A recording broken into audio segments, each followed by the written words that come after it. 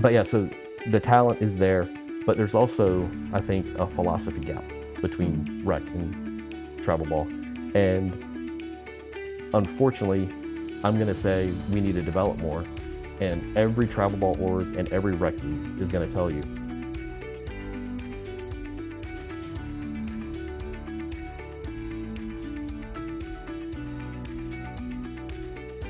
Welcome to the Dispatch on Purpose. I am your host, Amy Dahl, and I am excited to welcome you back for our third podcast in 2026 as we welcome exciting members of the community, business owners, charity leaders. We are really excited about this year, and I'm excited to have you join us.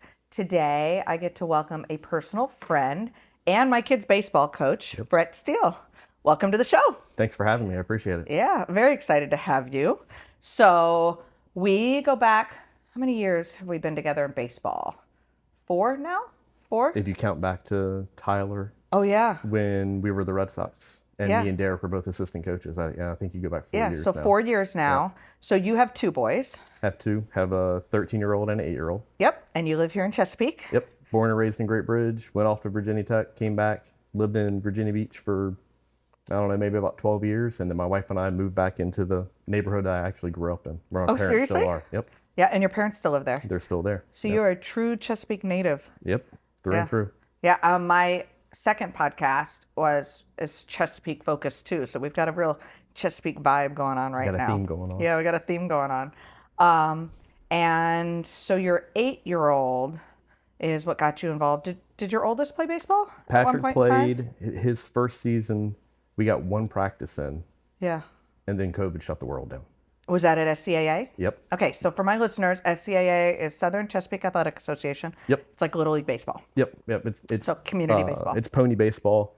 It's been around as Great Bridge baseball originally, probably for, I wouldn't be surprised if it's 60 or 70 years at this point. Yeah. It's what I played growing up. It's what what my Derek husband played, yeah. Yep. He was a few years ahead of me.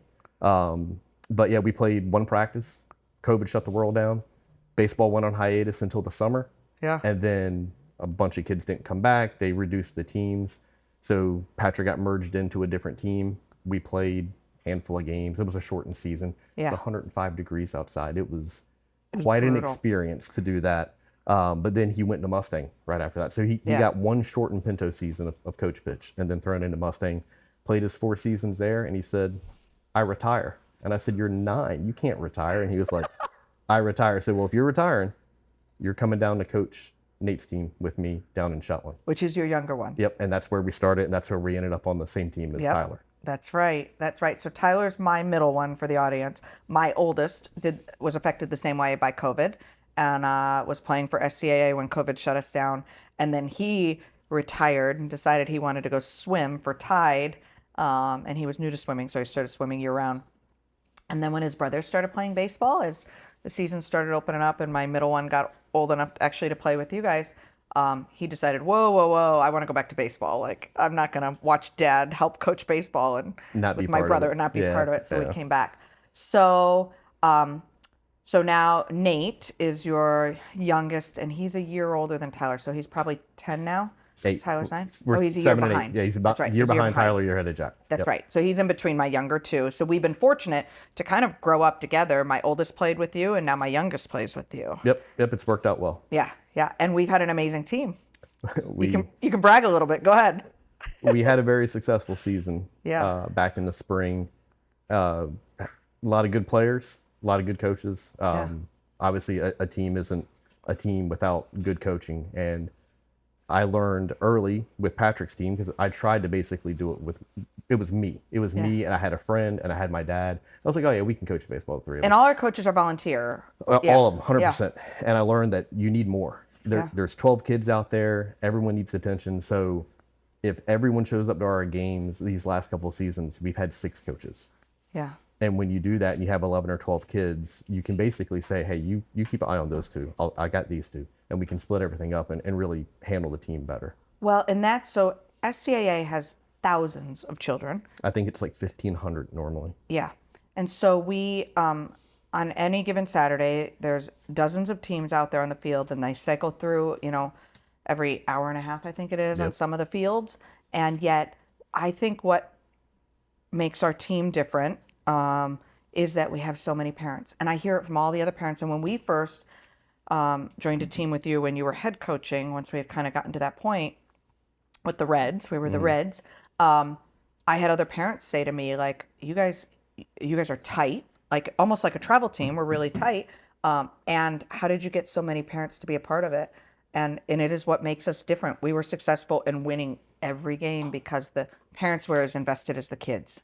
Yeah, you need that investment from the parents, whether it's being there just to cheer the kids on, because for some kids, that's all they need or even want. Maybe they don't want dad being out there coaching, and that's fine, but you still got to be there to support them. Yeah. So as long as they're there and supporting, we're there with open arms to have them there and be part of our team. Yeah.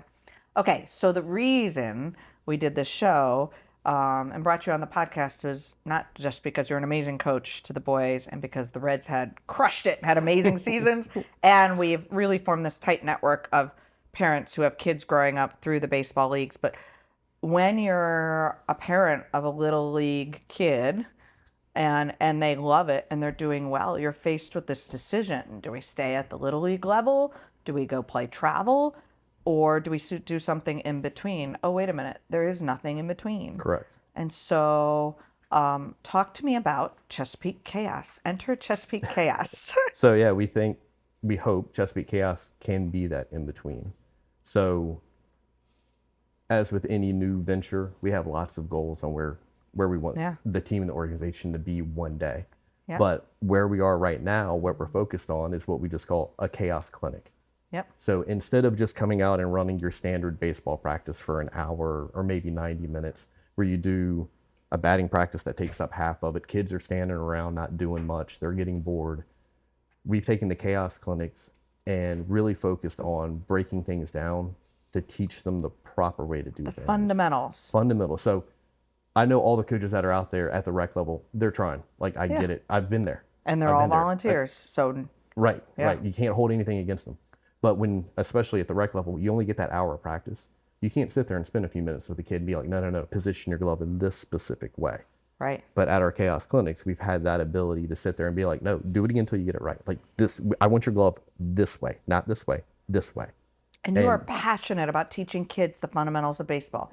If they want to succeed in baseball, they've got to understand those fundamentals. I'm waiting for the day that one of the kids goes, Coach, we do this same fundamental drill every single time. And then I'm going to tell them, the major leaguers, that's what they're doing in their pre-games too. There's videos online of Mookie Betts and Freddie Freeman just working on picks. Yeah. These guys are making buku dollar, $40, $50 million a year. And they're sitting there 2 hours before the game, getting the picks over and over and over again. Yeah. So if they can do it when they're old and rich and famous and successful, we can do it when we're 7, 8, 9, 10 years old, for sure. Yeah. It's awesome. So you just started this organization this year? Yeah. Last year. This is 2026 now. Right. But yeah. I say we ran in stealth mode for a few months. Yeah. The idea started a couple years ago. It has gone through numerous iterations to get to where we are today. But we ran a few clinics in July, and based off what I felt was the success of that, I was like, okay, I'm going to formalize this. I'm going to apply, I'm going to go to the IRS, the Fed, the state, the city, whoever I need to go to and get all this in order so that we are a 501c3. Yeah. And, it's legal from that standpoint. We took August off. Rec season started in the fall in September. And by the end of September, I said, let's start doing the chaos clinics. Yeah. And we reached out to some other kids. It's not just like it's my team and my kids that are doing it. We reached out to other kids on other teams that we thought might be interested in doing such a thing. Yeah. Invited them out. We've had 20 different kids show up. We consistently have maybe 10 or 12 that show up. And we ran from the end of September through the end of November. Every Sunday, I think we skipped one due to weather. Yeah. And the progress that the kids made, because they're getting hundreds and hundreds and hundreds of reps that they would not have gotten, the progress that they made was tremendous. It was fantastic. Yeah, it is amazing. And it's been fun to watch my boys. They love it. All that extra practice with a different coach without having to pay for travel when you're so focused on games and being gone and all the things that go in, not to slight travel ball, because there's some very successful players and wonderful families in those organizations. Definitely. But that they're learning those fundamental skills that sometimes you miss when you're in the middle of a game or on the field or sitting on the bench. Right. That make them a better player. And you focus on the younger ages too, right? Yeah. So right now, everyone we've got out there is 7 or 8. Yeah. I've got a couple former, including Tyler, 9-year-olds that if I reach out to and they're available, they'll come out as well. Or their younger brothers are playing. And then I actually know someone who's got a 6-year-old, and he was like, do you think I should bring him out? And I was like, you can. We might have to be a little more careful. You know, I got a couple boys who throw the ball really, really hard. Yeah. And I don't know if you want your 6-year-old trying to catch against him, but you know, we can pair things up and maybe you can get him out there. So I'm trying to convince him to show up. We've got our next indoor event February 1st. So I'm pushing. Hopefully he'll show up as well. And is it an invitation only thing for right now? It is invitation only right now. Insurance reasons. I can only have so many players under my purview at any given time. So yeah, it's definitely invitation only. If anyone is interested, all they got to do is reach out to me and we can have a conversation. Nice. Now, where do you hope to see it go? Because I know teaching, because I know you teaching fundamentals and life skills through baseball to kids is you're very passionate about it. Well, baseball, I mean, it's a metaphor for life. Yeah. And like I have a T-shirt that says baseball is life, the rest is just details. And some people see that shirt and they go, oh, that guy, baseball is his life. Like that, he's obsessed with it, which I'm not saying is not true, but it's also baseball is life. Baseball and softball, they are games of failure. Everyone's heard the line that if you can go 3 for 10, so 3 hits out of 10 tries, you're the best in the game if you do something like that. That means you failed 7 times and you're still the best. Yeah. Baseball players, weathermen, the only 2 jobs where you can be wrong quite a bit and still be very successful. Yeah. You wouldn't have a very successful football career if you dropped that ball like 7 a kicker, out of 10 times. Could you imagine a kicker going 3 for 10? They'd have him cut before the game was over. Yeah. So baseball is very different. So where do I see it going? Yeah, like I said, there's a lot of dreams and goals of where it could go in the future, but I think the immediate future is we would like to form a team in the summer for the fall season. And I think that's what we're shooting for. And it would be the 9 and under age group. So the first year of kid pitch. Yeah. So no more coach pitch. Yeah. So even if the kids stayed at SCAA or whatever rec league they play on, or they play travel ball, that 9U season is that first season of kid pitch. So the game changes. Yeah. So for those who aren't in baseball, explain the difference when you turn 9 in rec league baseball, going from coach pitch to kid pitch. Because to me, that is, if you've never lived the first season of kid pitch, it is the most painful season of baseball. It can be painful in numerous ways. One is kids, they're pitching, they're not very good at it. They are going to hit the batter. Yeah. It's going to hurt for a second, right? Yeah. But that's what can make or break it.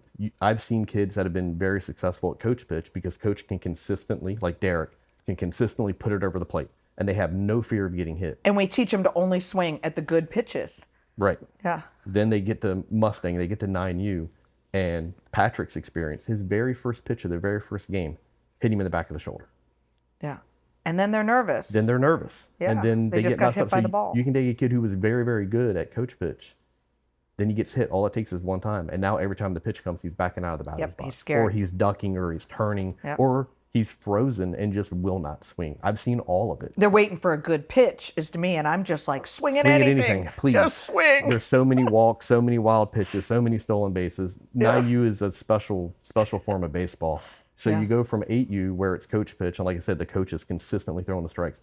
Balls are consistently being hit. There's action. You know, you can easily score 4 or 5 runs in an inning. And then you get the Mustang, and it slows down. The 9 and unders. And the 9 and unders, and you're waiting. It's like ball 1, ball 2, ball 3, ball 4. And you do that over and over again. And you can get to the 4 or 5 runs. It just takes 15 minutes as everyone just marches around the bases slowly. Yeah, and walks around the bases. Yeah. So your idea would be to form a team in the summer to get these kids ready for kid pitch. So then when they enter rec league season in the fall and they're doing kid pitch, they're better prepared. Well, ideally, our 9U team would be outside of the rec league. And so they would stay on Chesapeake Chaos? They would be Chaos. And then, of course, that begs the question of, is Chaos a travel team? I don't know if that's the right word for it. I heard someone at the conference I was just at, baseball coaches conference, say it's really tournament ball. It's not really travel ball, because at these young ages, we're not going places. When they get older, these successful high school travel ball teams, I mean, they might go to Florida for games. They might go to Texas for games. I don't know of any 8U, 7U baseball team that's traveling like that. They usually stay in the Hampton Roads area. Tournament ball, that's a good name. Tournament ball is probably a better term for it. But our goal is to do it differently. So you've got rec, you've got travel. Like we mentioned earlier, there's a gap. And I think the first place people go to when they hear gap in that scenario is the talent gap. And it is true. There are a lot of talented players playing travel ball, but there are a lot of talented kids that are still playing rec ball for one reason or another. A lot of them. And evidenced by our team, crushing it with good coaching and good parents. There's some amazing talent. We have a lot of kids that are at SCA that could still go play travel ball the way travel ball is right now. But maybe they have siblings playing sports. They've got siblings. Have parents that there's work. money involved. I mean, yeah. And for some people, it's a lot of money. Yeah. It really is. Yes. And baseball, I'm not going to say it's a rich man's sport, but baseball's not cheap. No.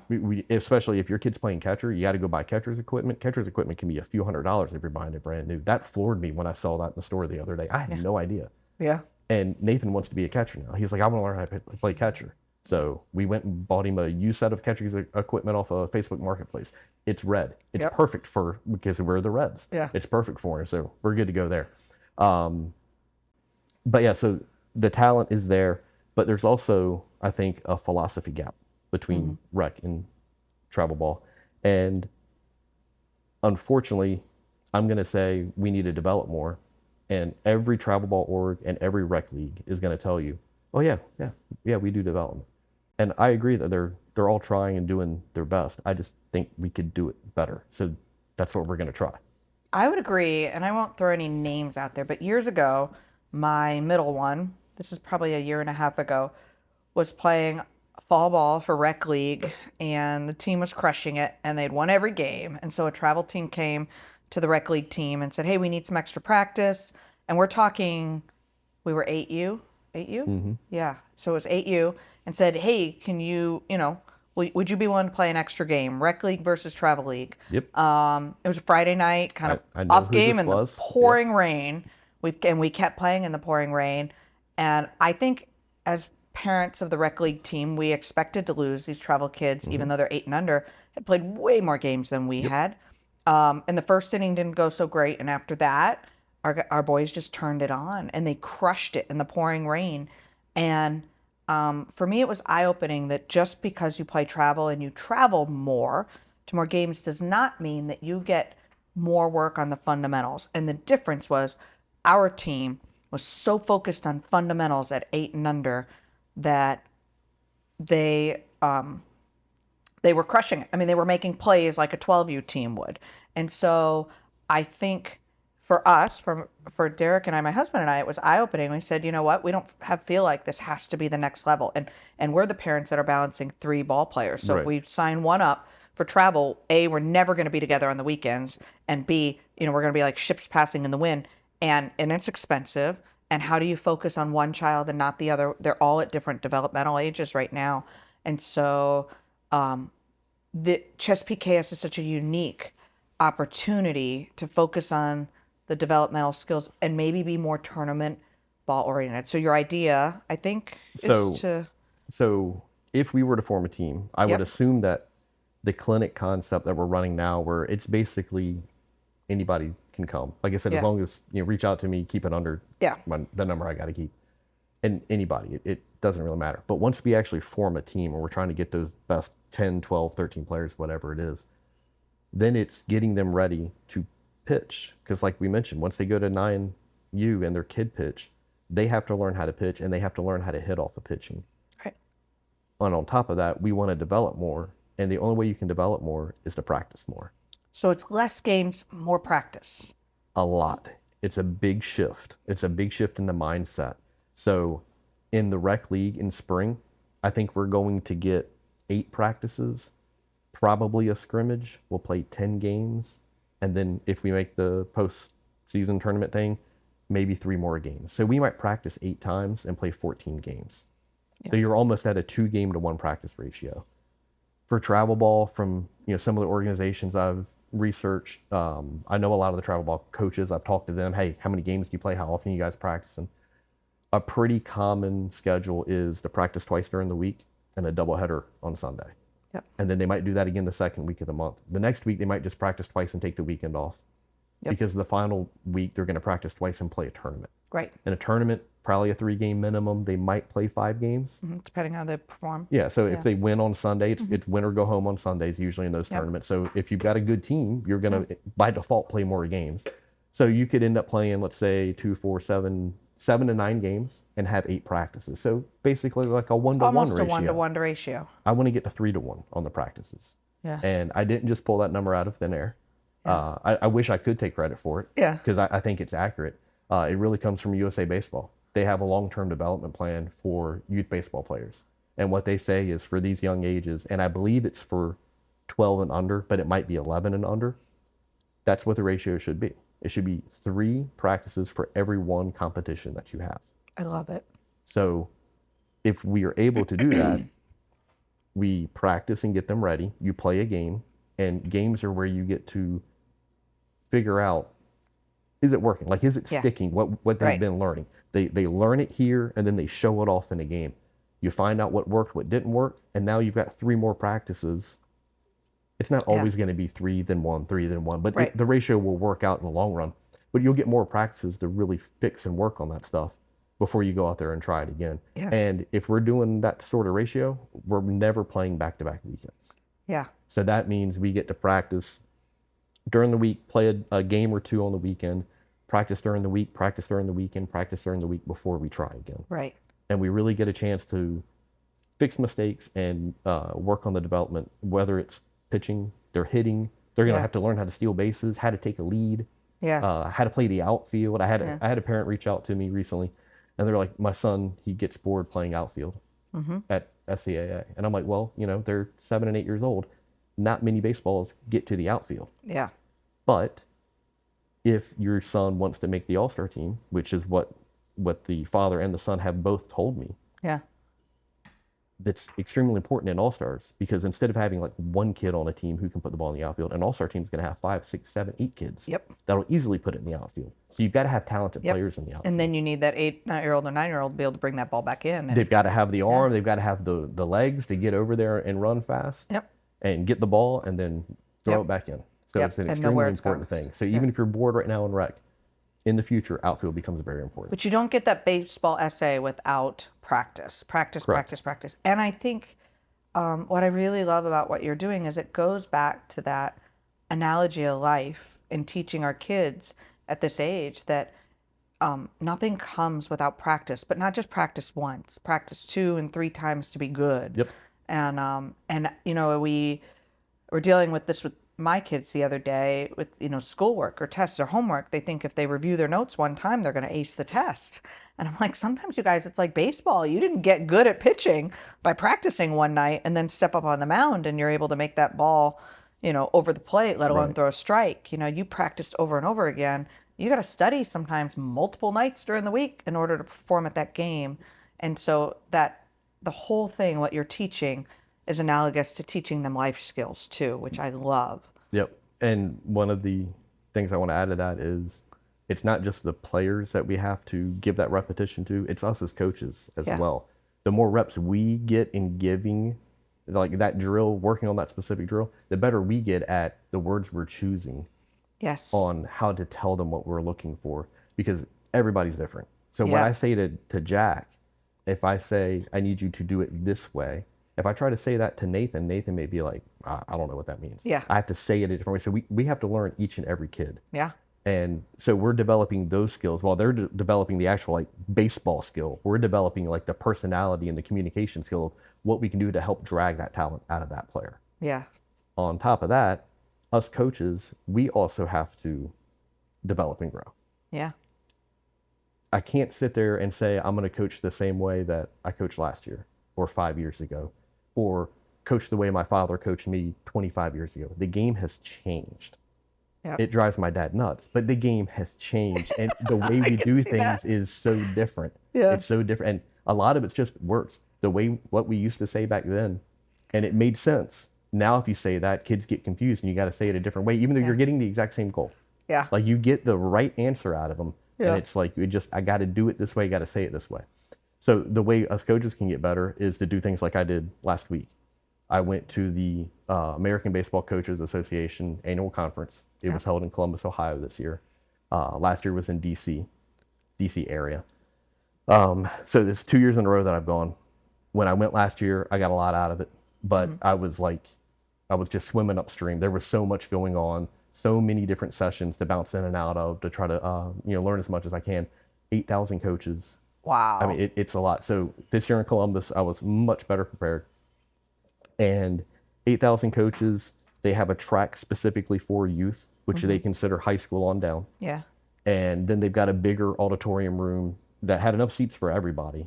And they had bigger coaches talking, like they're doing some pitching stuff that I, as a baseball nerd, was interested in, but I knew my time was better served going to the youth session about how to teach outfield play. Yeah. Right. So there was one on outfield, one on infield, one on pitching, one on catching, which was great because I don't know a lot about catching.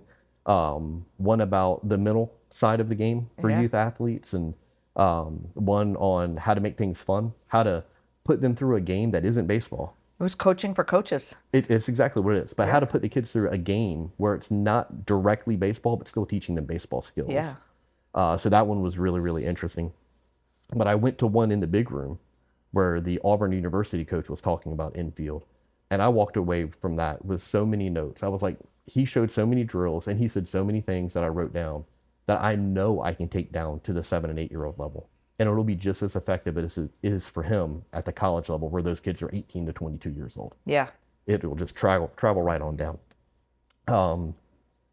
The conference, it's fast paced. You're there. You've got like opening day.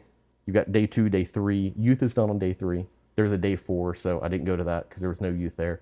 But they've got a trade show, 400 plus vendors with every gadget, everything of gear, uniform, bats, anything you've ever seen on Instagram or Facebook for baseball.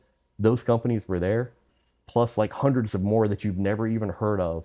I mean, they had vendors for dirt, the different types of clay and dirt that you would use for your field. I'm like, well, that's interesting, but that has like no impact on me and what I'm doing at all. But yeah, I mean, one of the tools that we use, the pitching mat, the Thromo pitching mat, those guys were there. So I went and talked to them and told them how awesome I think it is. It's really helped our kids on learning how to pitch and keeping their body moving in the right direction. The slide MVP guys were there with the sliding mat. I don't know if I broke that out for Jack's team last fall, but I'm pretty sure I did it back in the spring with Tyler. Yeah. Where it's just this, 8-foot mat that they can run as fast as they can with no cleats on, and it slides like it's like a slip and slide without water. I was just gonna say with no water at all. Yeah. So that was a cool tool. So I got to go talk to those guys and got to hear about what they were trying to do. They've got new products coming, new variations coming that are all very interesting. But then you're around 8,000 coaches. You're not just gonna sit there and like talk to nobody. Like everyone's there. You're in the middle of a session and I'm sitting there watching one guy and I had no clue what the guy was talking about. Like it was over my head and the guy next to me was just furiously writing stuff down. So when it was done, I was like, hey man, let me ask you a question. This right here that you wrote down, can you explain that to me? And he explained it to me kind of in a different way. And it was like, light bulb, got it. This is a wonderful idea. So now I'm typing in my phone, different ideas on what to do. I also have been lucky enough to become friends with some of the coaching staff over at Great Bridge High School. Yeah. And when we're at the conference, they're there as well. So I'm hanging out with them, listening to them talk about baseball. And it could be that they're talking about, their upcoming season and how they built their schedule. Right. It could be how they're handling a player with a bad attitude, right? Stuff that's interesting. But it also gives me an opportunity to chime in and say, well, what about this? What about that? Or I'm facing this situation. What do you guys think? Because these guys, they've already coached at the youth level. Their kids are older now. So they've already been through everything that we're about to go through. So they've been a huge sounding board for what we're trying to do, not just for the Reds, but especially for Chaos as well. Yeah, that's awesome. So you think, I love the fact that you see coaches who are so invested in our children. It's a rare find, and I feel like Derek and I struck gold in Chesapeake, honestly, with baseball. And it wasn't always like that because we had gone through teams where nobody was invested in it, and we had And to the coaches' credit, they're volunteers, but where we had coaches that didn't show up and parents that didn't show up alike, where we didn't have enough team members. I have So my saying is there are volunteers who coach, and those are sometimes the guys where the league reaches out and they're like, hey, we've got one more team of players. We just need someone to coach. And a guy steps up and says, I don't know a lot about baseball, but I can do this. yeah, generally speaking, we have more kids. Which is than we have fantastic. people It's to volunteer and fantastic for help. him to step up and volunteer. But then the other hand is you have coaches who volunteer. Yeah. And I feel like that's where we are with our team. Yeah. Between me and Derek and Matt and Jim and Ryan. I'll count Patrick in there too.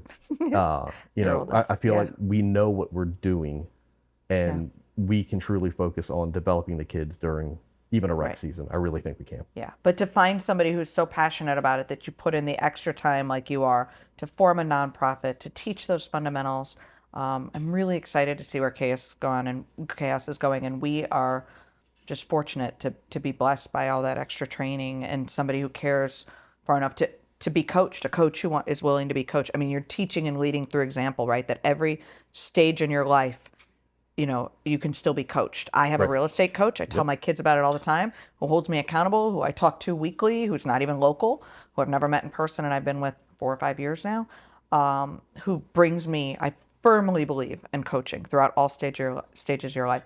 Okay, so next year, maybe, when are you hoping to kick off the Chaos team? I mean, if everything works out, if we have, I think the way to say it would be the talent and the interest, we could have a team in the fall as a 9U team.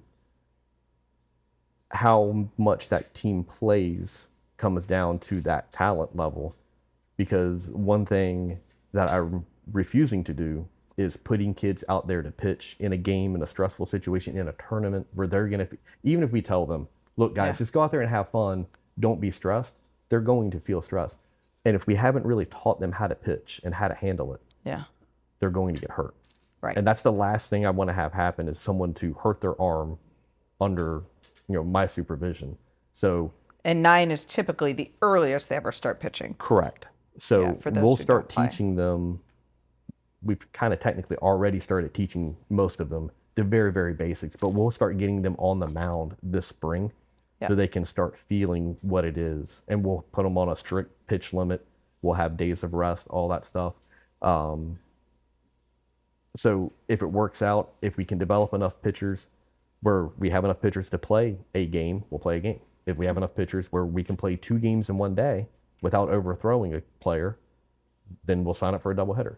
Yeah. And then if we keep developing and have even more pitchers to get through a tournament. So if you're playing 2 games on Saturday and then either 1, 2, or 3 on Sunday, you got to have a lot of arms. Yeah. I mean, basically everyone needs to be able to pitch is really what it comes down to. Yeah. I don't know if we can throw that together quite that quick. Yeah. If we can, we'll play a tournament in the fall. If not, then it's just going to be a game here, game there, doubleheader here, and then we'll keep focusing through the winter for a full spring schedule where we can play a little bit more, but staying true to our, we're going to practice a lot more than we're going to play philosophy. Right. And then sign up for tournaments periodically. Right. Versus the games.